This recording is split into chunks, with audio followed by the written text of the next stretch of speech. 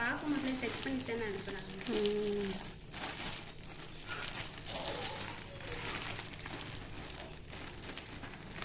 இப்படி வர முடியுது. இந்த கலர் தானே? நமக்கு அதே கலர் முடிச்சு பத்திரமாவே. இதே ஜோதி காட்டன் அந்த காட்டன்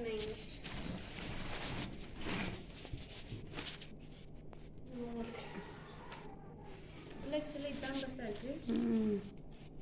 எக்ஸல் ஓகே. இந்த கலரில் இருந்துச்சு. நல்லா டார்க்காக இருக்குல்ல? ஆஃப் பண்ணவா? இருக்கட்டும். Okay okay.